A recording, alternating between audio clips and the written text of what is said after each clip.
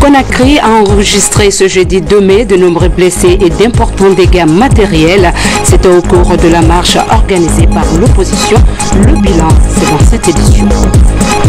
295 milliards de francs guinéens, c'est le montant que le système des Nations Unies met à la disposition du gouvernement guinéen pour le développement socio-économique de la région de Canton. Un incendie a ravagé les locaux du Conseil économique et social. Pas de perte en vies humaines, mais les dégâts sont importants. Mesdames et messieurs, bonsoir. Merci à vous de nous avoir choisis. Nous ouvrons ce journal par ce décret numéro D-013-085-PRG-SGG portant nomination d'un ambassadeur. Le président de la République décrète, article 1er, Madame Sidibé Fatoumata Kaba, matricule 170996G, ancien ministre, est nommé ambassadeur de la République de Guinée en Éthiopie et représentante permanente de la Guinée auprès de l'Union africaine à Addis Abeba. Article 2, le présent décret qui prend effet à compter de sa date de signature sera enregistré et publié au journal officiel de la République. Conakry, le 2 mai 2013, signé professeur Alpha Condé. La session ordinaire du Conseil des ministres s'est tenue ce matin au Palais Sékou Touré sous la présidence du chef de l'État. À l'ordre du jour, l'adoption de la stratégie de lutte contre la pauvreté en Guinée, aussi la mise en place d'une banque de construction et de promotion de logements sociaux. Le compte-rendu est signé de Mohamed Lamine Souma. Lutter contre la pauvreté en Guinée est l'un des objectifs majeurs du gouvernement de la Troisième République. Réunis en grand nombre ce jeudi 2 mai 2013 au Palais Sékou Touré, le gouvernement du Premier ministre Mohamed Saïd Fofana a discuté, analysé puis adopté le document de stratégie de réduction de la pauvreté en Guinée, version 2013, ce qui de toute évidence est en adéquation avec la priorité donnée par le président de la République au développement de l'agriculture, des infrastructures scolaires, routières et sanitaires, mais aussi à l'électrification et au renforcement du système d'adduction d'eau potable dans tout le pays. La session ordinaire du Conseil des ministres a aussi décidé de la publication prochaine de toutes les conventions de pêche, histoire de poursuivre l'assainissement dans ce secteur vital de l'économie nationale. Objectif affiché, améliorer les recettes de l'État et renforcer la lutte contre la piraterie dans les eaux territoriales guinéennes. Lutter contre les pêcheurs pirates est un objectif sous-régional inscrit dans les priorités de la CEDEAO. La session ordinaire du Conseil des ministres a en outre discuté de la création d'une commission de réflexion sur la lutte contre les violences politiques en Guinée, comme pour dire que la paix sociale et la stabilité préoccupent au premier chef le président de la République et son gouvernement. Pour plus de détails, voici le compte-rendu du porte-parole du gouvernement, Albert Damantan Camara. La session ordinaire du Conseil des ministres s'est tenue ce jeudi 2 mai 2013 de 10h à 12h sous la haute présidence de son Excellence le professeur Alpha Condé, président de la République, autour de l'ordre du jour suivant. 1. Message de Monsieur le Président de la République. 2. Compte rendu de la session ordinaire du Conseil interministériel tenue le lundi 29 avril 2013. 3. Décision. 4. Divers. Au titre du premier point de l'ordre du jour, le Président de la République a demandé au gouvernement de poursuivre ses efforts de maintien de la cohésion sociale et de la paix. Il a invité le ministre en charge de l'agriculture à diligenter les travaux d'aménagement des digues de protection au niveau des zones rurales avant la saison des pluies. Au titre du deuxième point de l'ordre du jour, Monsieur le Premier ministre a fait le compte-rendu détaillé de la session ordinaire du Conseil interministériel du lundi 29 avril 2013 comme suit. Au titre de l'examen de texte, le ministre d'État chargé de l'économie et des finances a présenté en première lecture un projet de loi portant cadre juridique et institutionnel des entreprises publiques. Le Conseil a renvoyé le projet en deuxième lecture pour amendement. Le ministre du Plan a soumis un projet de décret portant création, organisation et fonctionnement du Fonds de développement économique et social. Ce fonds a pour mission de lutter contre la pauvreté par une mobilisation et une utilisation des ressources de différentes origines au profit des populations ciblées sur l'ensemble du territoire national. Le Conseil a demandé au ministre de se rapprocher de ses homologues du secteur financier pour approfondir la mise en forme du texte. Le gouverneur de la Banque centrale a présenté un projet structurant pour la promotion de l'habitat en République de Guinée. Ce projet devra aboutir à la création d'une banque spécialisée dans le financement de la construction de logements sociaux et l'amélioration de l'habitat. Il a été décidé la tenue d'une réunion de concertation au ministère en charge de l'habitat entre les acteurs concernés par ce projet. Au titre des communications, le ministre d'État chargé de l'économie et des finances a présenté le document de stratégie de réduction de la pauvreté, période 2013-2015. Ce document fait état des effets bénéfiques de la meilleure gouvernance des affaires publiques depuis 2011. Le bilan des performances économiques montre que le cadre macroéconomique est relativement stabilisé, avec un niveau d'inflation réduit, un niveau d'endettement extérieur en net recul, une amélioration notable des recettes budgétaires assortie d'une maîtrise des dépenses publiques. L'économie est placée sur un sentier de croissance avec un taux de croissance du PIB réel passant de 1,9% en 2010 à 3,9% en 2012. Ces résultats sont imputables à l'efficacité des mesures de politique économique et financière ainsi qu'à la bonne performance des secteurs porteurs de croissance, notamment l'agriculture et les mines. Cependant, le document met l'accent sur les efforts qui doivent être entrepris par le gouvernement dans les secteurs porteurs de croissance en vue de lutter contre la pauvreté et le chômage. Le ministre des Droits de l'Homme et des Libertés publiques a présenté une communication relative aux phénomènes de violence liés aux manifestations politiques et publiques. Le ministre a mis l'accent sur la nécessité qu'il y a à lutter dans le cadre d'une politique de promotion et de protection des droits de l'homme contre la récurrence de la violence dans le champ politique et public. Il a soutenu qu'il est impératif de placer la lutte contre toutes les formes de violence, quels qu'en soient les auteurs et les motifs, au cœur de toute véritable politique de préservation et de promotion des droits de l'homme et des libertés publiques. Le ministre a insisté sur la nécessité de comprendre ces phénomènes afin d'y apporter des réponses et solutions appropriées. À l'issue des débats sur les différentes questions soulevées, le Conseil a décidé ce qui suit. 1. Le Conseil demande au gouvernement de mettre en place une commission de réflexion sur les phénomènes de violence liés aux manifestations politiques et publiques. 2. Le Conseil approuve le document de stratégie de réduction de la pauvreté. 3. Le Conseil demande au ministre en charge de l'administration du territoire de prendre les dispositions utiles pour que les ministres poursuivent leur mission de préparation de la campagne agricole et de sensibilisation des populations à l'intérieur du pays. Avant de lever la séance, le président a donné des informations utiles relatives à l'actualité sous-régionale et régionale. Le Conseil des ministres. Dans l'actualité également, la marche de l'opposition guinéenne. Cette marche organisée par l'opposition s'est soldée par des incidents, des gendarmes et policiers blessés et un véhicule de la police calciné. Moussa Kamara nous en dit plus. Ce jeudi, les militants de l'opposition guinéenne marchent dans les rues de Conakry. Ils réclament le vote des Guinéens de l'étranger et le départ de Wemac, alors que les électeurs sont convoqués aux urnes le 30 juin prochain par un décret présidentiel. L'objectif ici dans notre démarche, c'est la paralysie de la ville de Conakry et nous avions réussi parce que monsieur le Premier ministre, président du PDN et moi avions commencé la marche depuis Matoto, Sangoya, Ampo 5 Nous avons rejoint nos collègues à partir de Bambeto, mais comme vous le savez, au même titre que moi, nous avions vu un dispositif de sécurité et je crois tant que nos revendications ne sont pas satisfaites, nous allons revendiquer la semaine prochaine, c'est mercredi que nous allons sortir.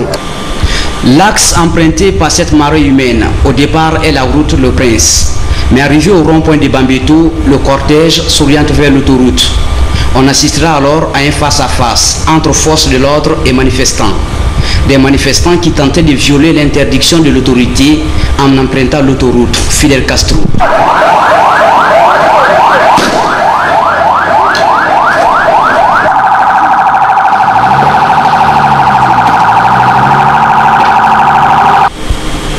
C'est pendant cette scène de violence qu'un véhicule blindé de la police est incendié par les manifestants. Les forces de sécurité ont pu immobiliser certains d'entre eux. Les autres ont continué de lapider les agents de sécurité. Dans la foule, la police repère un homme qui serait armé d'un pistolet. Celui-ci est vite interpellé. Quant aux riverains, ils sont sortis en grand nombre pour aider les forces de l'ordre à déblayer le trottoir. Toute cette jeunesse de la cité de l'Est est mobilisée aujourd'hui, pas pour autre chose. On en a marre. Nous voulons aller aux élections. Nous soutenons la date du 30 juin. Pourquoi? Parce que la jeunesse souffre. Dans toutes les institutions aujourd'hui, vous déposez un dossier, on dit on accepte le dossier, mais on attend après les élections législatives, vous serez pris en charge. Mais où on va? L'opposition veut quoi? S'ils veulent nous, c'est pas interdit, la manifestation c'est pas interdit, mais aussi il est interdit d'empêcher les gens d'aller faire leur mouvement. Oui. Ça coûte cher, c'est un véhicule blindé. Ils ont brûlé, ils ont mis le feu, c'est ça la marche pacifique. Vous avez vu? Mais ça suffit. Sur l'autoroute Fidel Castro, un dispositif sécuritaire est mis en place pour empêcher les militants de l'opposition qui caressaient le rêve d'emprunter cet axe.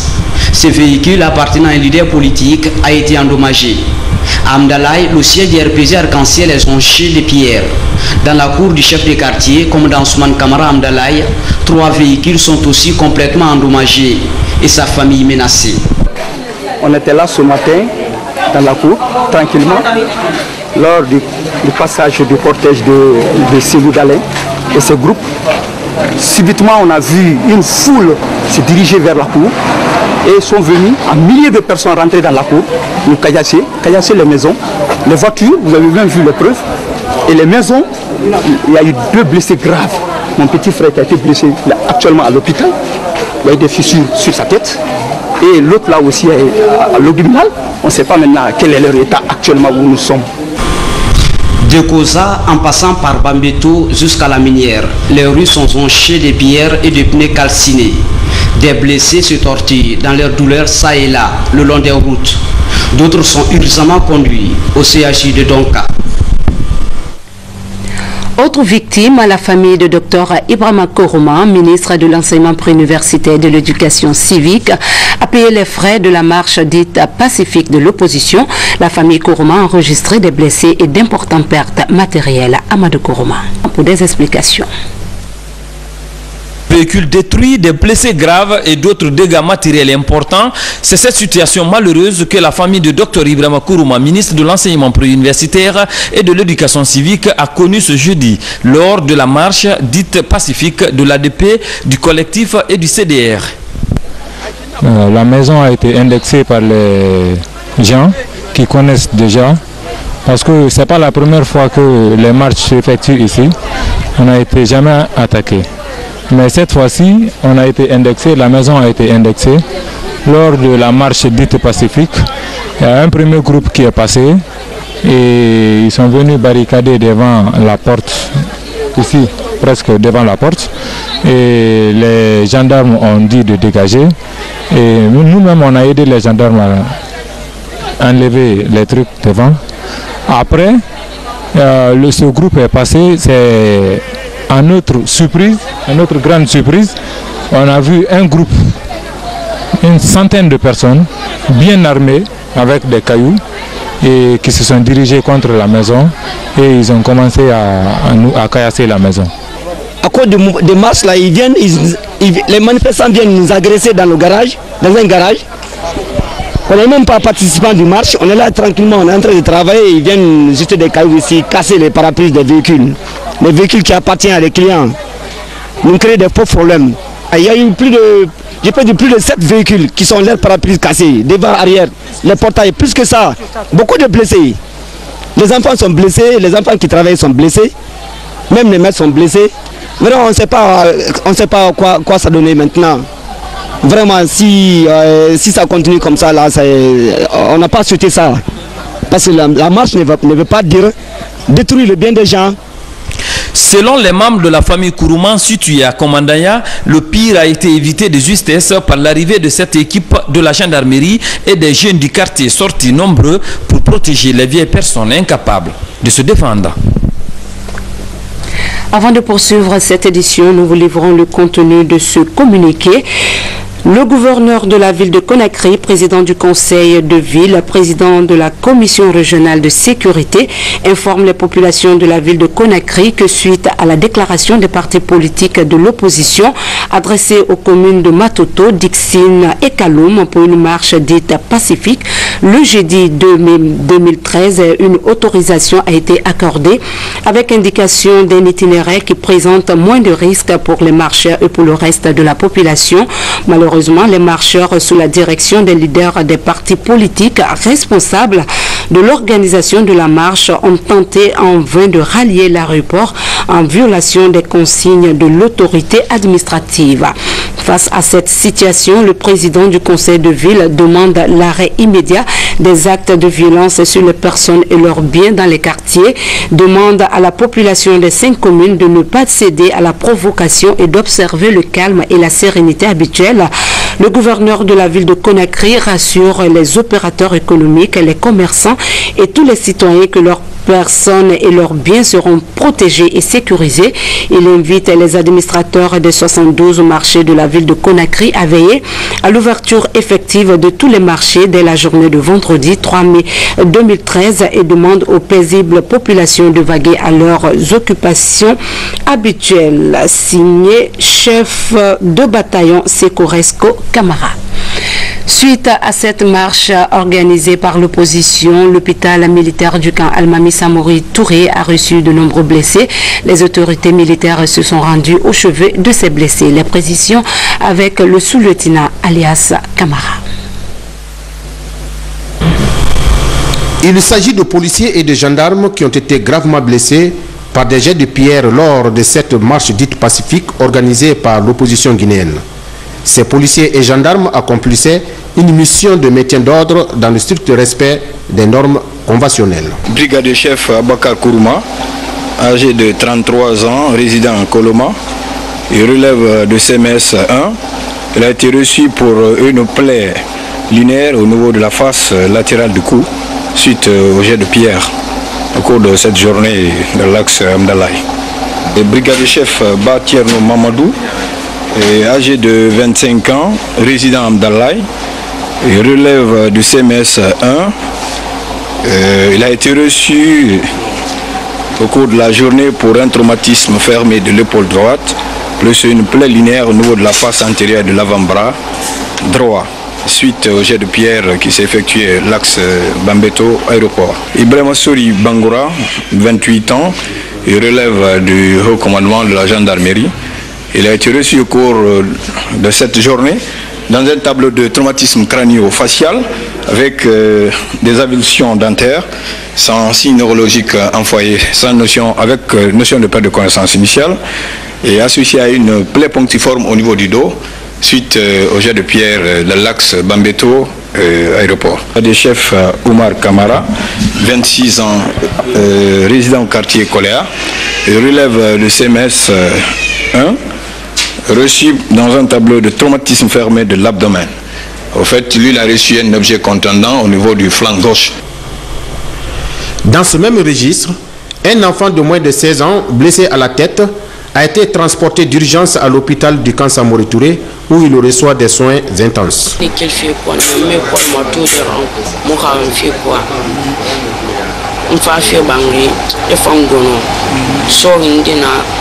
nafa fale ransa pick-up era fanna be raw occupement mo soto nekine mfena mfala mbuizi ni be rengi ba gifi molira fena ki gimu fan quoi on ba gifera fena ki ala Guinée n'angle kanama quoi gero ngu ina ka mu fan bori be abori unna kanama na bori tuinsan. À la veille de la marche, le chef d'état-major général des armées a, à travers un communiqué, demandé à tous les militaires de rester dans les casernes. Ces instructions ont été rigoureusement respectées par les militaires.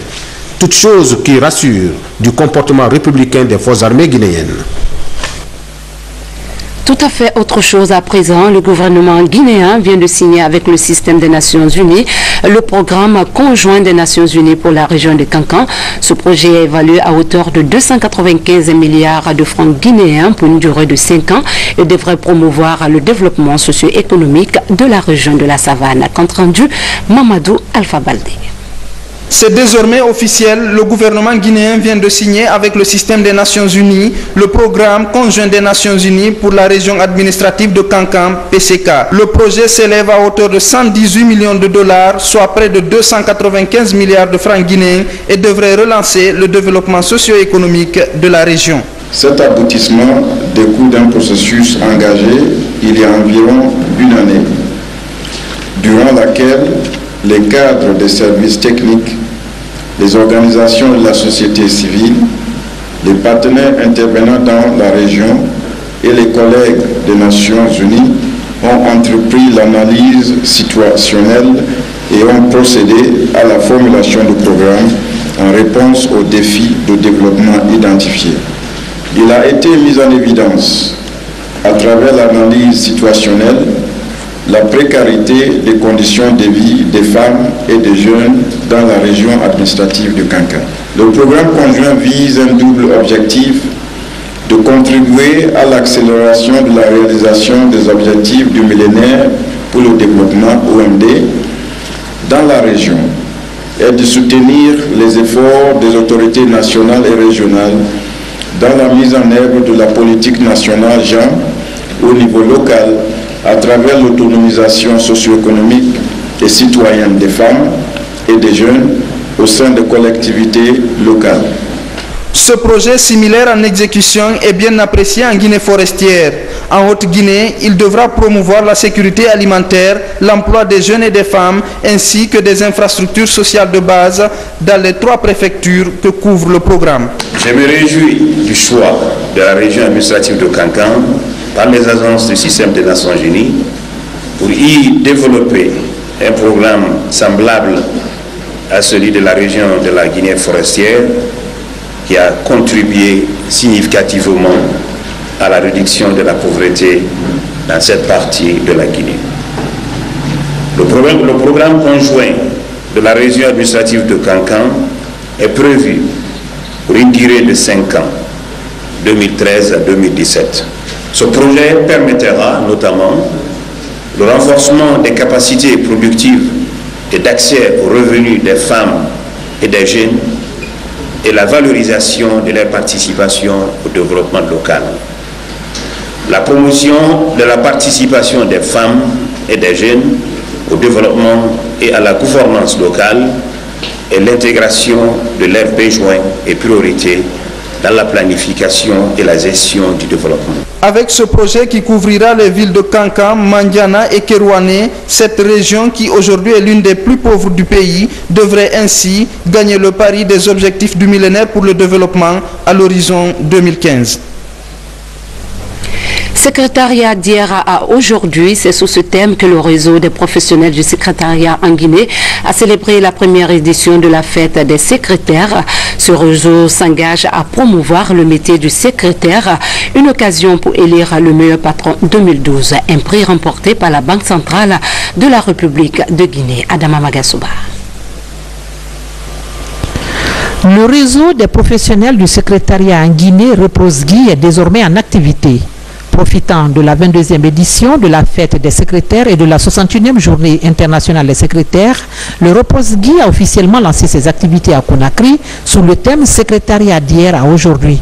C'est une cérémonie qui a mobilisé les secrétaires et assistantes de direction en formation et ceux en activité, ainsi que les cadres administratifs de toutes catégories. Notre ONG Repose-Gui a pour objet la promotion de la filière secrétariat en Guinée, la protection et la défense des droits, des intérêts matériels, professionnels et moraux, collectifs et individuels des secrétaires, toutes catégories confondues. C'est pourquoi aux autorités, je lance un appel au plus haut niveau, pour qu'ils accordent à la secrétaire sa place de choix, celle incontournable dans toute administration. Sa devise est professionnalisme, performance et progrès.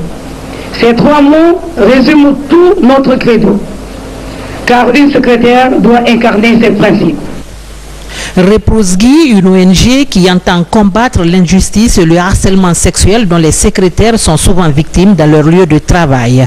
La secrétaire du réseau des professionnels du secrétariat en Guinée a pour sa part présenté quelques objectifs de son ONG. Échanger et partager notre savoir-faire, être à l'écoute des préoccupations professionnelles, apporter une valeur ajoutée à nos différentes entreprises, encourager sous toutes ses formes l'information et la formation des adhérents, tout en responsabilisant la prise d'initiative et le sens de responsabilité.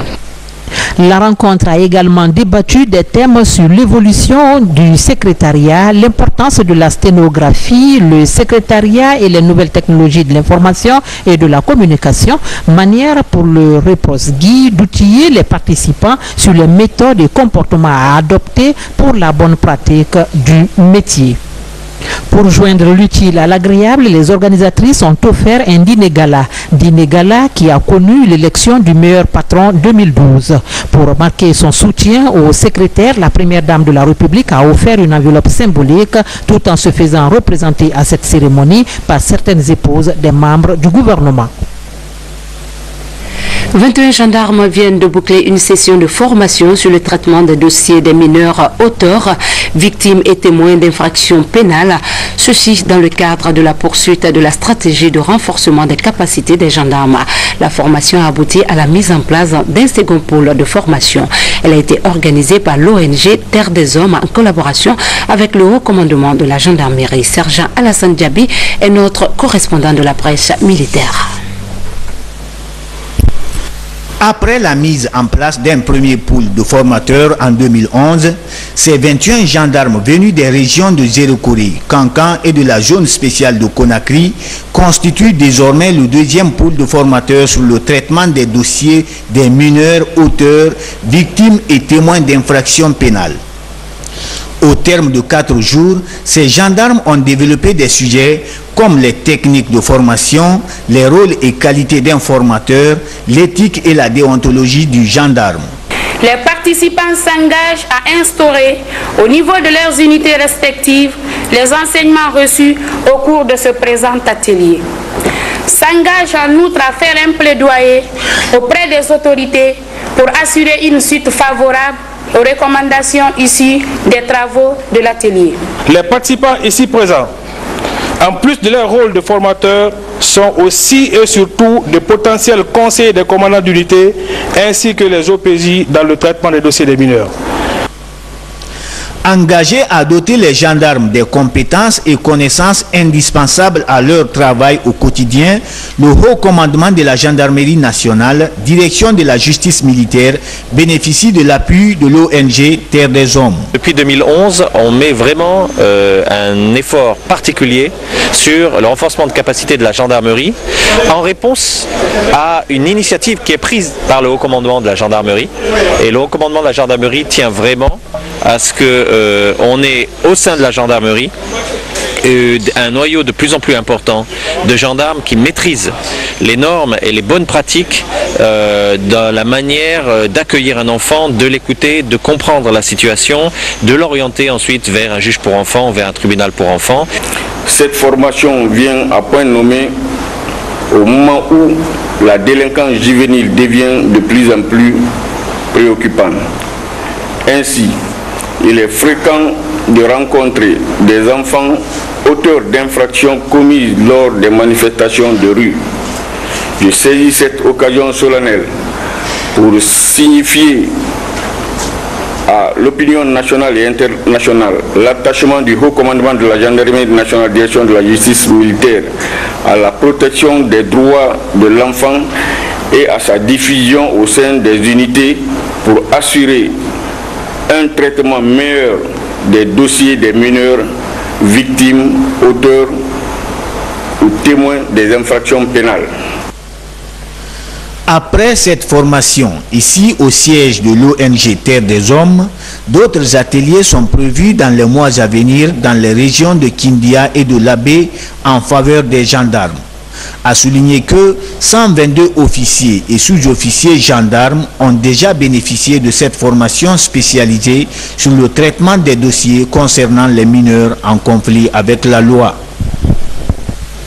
Restons encore dans les murs de la Grande Muette, formation de 180 militaires en attente pour la mission au nord du Mali. Objectif, favoriser une meilleure maîtrise des droits de l'homme et du droit international humanitaire par nos forces de l'ordre avant leur prochaine participation au Mali. Le point avec Moussa Bangora. Les 180 militaires en attente pour la mission au nord du Mali bénéficient au camp Samouria une session de formation de 3 jours. C'est une initiative du ministère délégué à la Défense nationale en partenariat avec le Haut Commissariat des droits de l'homme et le Comité international de la Croix-Rouge. La démarche vise à favoriser une meilleure maîtrise des droits de l'homme et du droit international humanitaire par l'armée guinéenne au cours de sa prochaine participation à la mission internationale de soutien au Mali. Cette formation va en droite ligne avec l'esprit de réforme du chef d'état-major général des armées et du chef d'état-major de l'armée de terre. Outiller nos soldats dans le cadre des missions de maintien de la paix qui seront appelés à accomplir aussi dans les jours à venir, comme leurs frères d'armes sont en train de le faire au Mali. Maintenant, vous allez quitter votre territoire national de Guinée pour prêter secours à un autre État. Et votre mission opérationnelle de défense du territoire va prendre une autre forme qui est celle d'imposition de la paix ou de rétablissement de la paix. Et dans ce contexte, le respect scrupuleux du droit international humanitaire et du droit international des droits de l'homme vous est imposé. À l'occasion, les autorités régionales ont invité les soldats à bien assimiler les enseignements reçus. J'ose espérer qu'une fois de retour dans vos compagnies respectives, vous traduirez en actes concrets les enseignements tirés de cette session de formation en vue de porter très haut le tricolore guinéen dans les missions de maintien de la paix ou d'imposition de la paix à travers la sous-région et pourquoi pas dans le monde. Des notions comme les mécanismes internationaux de protection des droits de l'homme, les règles et principes du droit international humanitaire, ainsi que les opérations de maintien de la paix ont été abordées par les participants. Toutes choses qui permettra à coup sûr de cerner davantage les enjeux et les défis de leur mission. Le 1er mai est la date consacrée à la fête internationale du travail. Si cette date est pour certains travailleurs un jour de repos ou de fête, d'autres par contre ont vagué à leur train-train quotidien. Leurs efforts à ce jour est soit d'une importance capitale pour la société ou indispensable pour d'autres fins. C'est un reportage de Fatoumata Binta Diallo dans un commentaire de Abdoulaye Diallo. Le 1er mai est retenu comme la fête internationale du travail. Mais cette date n'est pas célébrée par tous. Pour des raisons humanitaires et les besoins de contrôle, les médecins et les policiers se disent tous les jours astreints à leur service. Il n'y a pas de choix. Nous sommes de travail chaque jour, 24 heures sur 24 heures. On est sur le terrain. Même si c'est des jours non ouvrables, et on est à la disposition de la population. On est toujours présent sur le terrain et sans relâche. À l'hôpital, ici, nous travaillons 24 heures sur 24. Les malades ne connaissent pas de férié. Et nos chefs nous ont demandé de travailler et aider les patients. Outre cette catégorie socio-professionnelle, il y a les menuisiers et les mécaniciens. Souvent sollicités pour leurs prestations, la plupart vivent de leur travail quotidien. Pour eux, l'heure n'est pas à la fête. Pourtant, le vom va avoir des fêtes. Parce que moi, je suis na bene. Moi, singa de la fava fibira. Dimanche, le vom va avoir des salles, n'a que celle qui va garage. Parce que à part Gardena. Certes, les jours fériés permettent aux fonctionnaires de se remettre d'un long travail, mais ils profitent peu au secteur privé, mais aussi ceux qui vivent au jour le jour.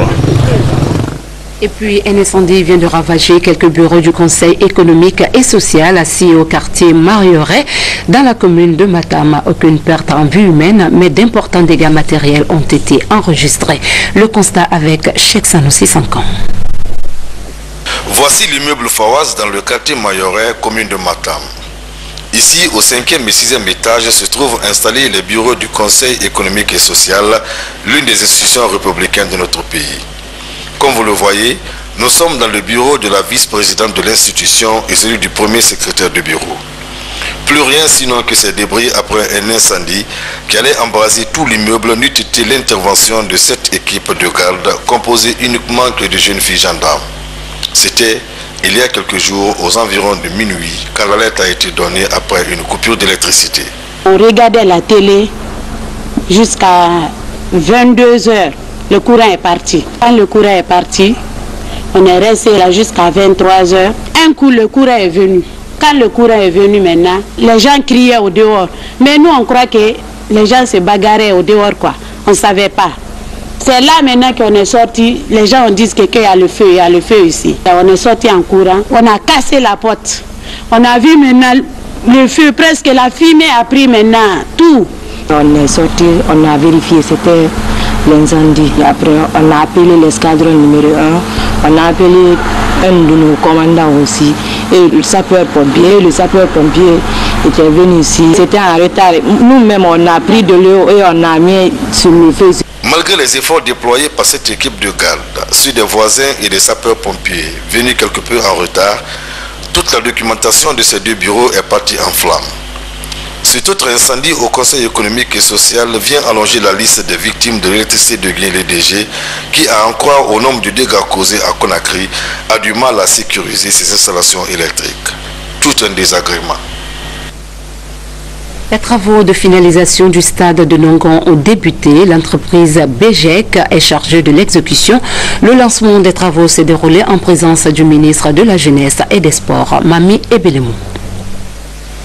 D'une capacité de 50 000 places, ce bijou est un don de la République populaire de Chine. Inauguré en 2011, il est jusqu'ici non opérationnel à cause de certains travaux non achevés. Ce sont la construction de la clôture, du parc auto, de la salle de contrôle antidopage et les œuvres d'assainissement.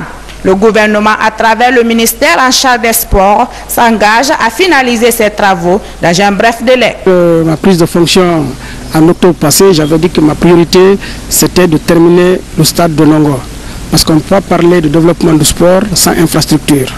Et aujourd'hui, je remercie le gouvernement sous la direction du professeur Alpha Condé qui est en train de mettre les bouchées doubles pour terminer ce stade, pour qu'au plus tard, fin juillet, que le stade soit opérationnel. L'entrepreneur qui a eu le marché est en train de mettre tout en œuvre pour que les travaux bougent. BGEC Travaux est le nom de l'entreprise qui a en charge d'exécuter ces travaux.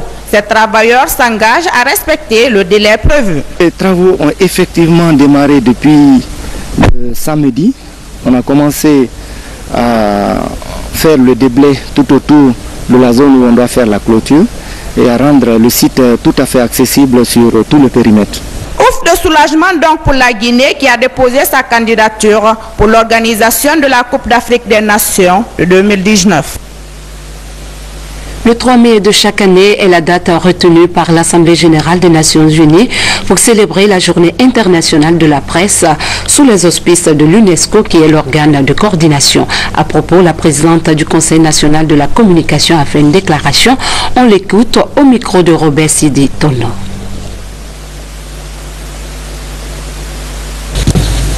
chers consoeurs, chers confrères, chers compatriotes, le sujet sur lequel le monde entier devra porter son attention cette année est libellé ainsi qu'il suit. Je cite: parler sans crainte, assurer la liberté d'expression dans tous les médias. Fin de citation. Proclamé solennellement en 1993 par l'Assemblée générale des Nations unies, l'idée même de la journée internationale a germé pour la première fois à la conférence des journalistes africains tenue du 29 avril au 3 mai 1991 à Windhoek, capitale de la Namibie, avec l'appui de l'UNESCO. En République de Guinée, l'article 7 de la Constitution dispose, je cite: « Chacun est libre de croire, de penser et de professer sa foi religieuse, ses opinions publiques et philosophiques. Il est libre d'exprimer et de diffuser ses idées, ses opinions par la parole, l'écrit et l'image. Il est libre d'instruire et de s'informer aux sources accessibles à tous. » Fin de citation. S'il est un constat que ces droits et libertés sont reconnus, exprimés et consignés en première ligne de nos différents textes fondamentaux et leur jouissance libre en conformité avec les règlements y afférents, des difficultés enjalonnent le processus. L'année 2012 compte à elle seule 121 journalistes qui ont été assassinés dans le monde et près du double de ce chiffre a été dénombré en 2011. Notre pays, fort heureusement, n'offre aucun spectacle macabre du genre, car nous n'enregistrons pas de journalistes tués ou détenus en prison. Ce 20e anniversaire de la journée de la presse est donc pour nous en Guinée l'occasion de nous féliciter de ce que ces droits et libertés sont une réalité tangible. Qu'il me soit permis ici de saisir l'opportunité pour lancer un appel solennel à toutes les parties prenantes de faire en sorte que soit maintenu le cap d'une expression libre, pluraliste et responsable, car elle est mère de toutes les libertés et clé de voûte du bon fonctionnement de la démocratie. C'est le lieu et le moment de lancer un appel solennel aux acteurs politiques, aux administratifs, à tous les niveaux, aux leaders d'opinion, aux médias publics et privés et à tous les citoyens à respecter scrupuleusement ces lois et règlements en vigueur. Du respect de ces principes dépend le salut de notre nation. Joyeux anniversaire, je vous remercie. Bonne fête aux médias guinéens. Juste après cette édition, vous pourrez suivre l'invité de la rédaction. Aïcha Diallo reçoit ce soir le ministre du Tourisme pour parler évidemment du tourisme, un secteur porteur de croissance économique. Voilà, c'est la fin de cette édition. Merci à vous de votre aimable attention et à demain, Inch'Allah, pour d'autres pages d'information. Bonsoir.